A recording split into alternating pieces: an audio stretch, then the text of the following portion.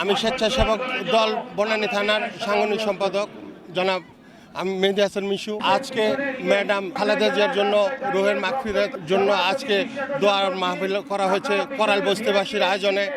সেখানে আমরা মূলত ভলেন্টিয়ারের কাজ করছি, কারণ বস্তিবাসী আয়োজন করেছে ঠিক আছে, কিন্তু তাদের শৃঙ্খলা জন্য আমরা এই আয়োজনকে সুন্দর করার জন্য আমরা ভলেন্টিয়ারের কাজ করছি।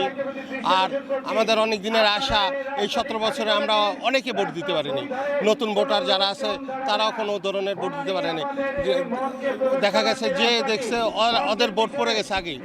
এখন একটা সুন্দর সুযোগ এসেছে, সবাই আনন্দের সহিত আমরা নিজ নিজ জায়গায় আমরা তারেক রহমানকে রেকর্ড পরিমাণ ভোটে জিতানোর জন্য আমরা যার যার নিজ নিজ এলাকায় কাজ করে যাচ্ছি, তাকে জয়ী করে আনবো।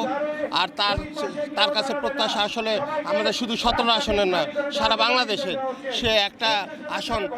আমাদের সাথে মিটিংয়ে বলা হয়েছিল যে আমি আপনাদের কাছে দায়িত্ব দিয়ে গেলাম, আমার 17 আসন, আমি 299টা আসনে আমি দৌড়াবো। আমরা সেই দায়িত্ব কোনো অংশেই যুবদল, ছাত্রদল, স্বেচ্ছাসেবক দল, মূল দল কোনোভাবেই আমরা অবহেলায় চোখে দেখছি না, জয়ী করে আনার জন্য। আর আমাদের 17 আসনের জনগণের চাহিদা কে কী আছে, তারেক রহমান আমাদের যে নেতা, উনার কাছে মনিটরিং সেল আছে, উনার কান পর্যন্ত পৌঁছানোর একটা বস্তিবাসীও তার দুঃখের কথা আমাদের তারেক রহমানের কানে পৌঁছানোর জন্য যতটুক টেকনোলজি হোক, জনবল দিয়ে হোক, সম্পূর্ণ আমাদের সুবিধা আছে।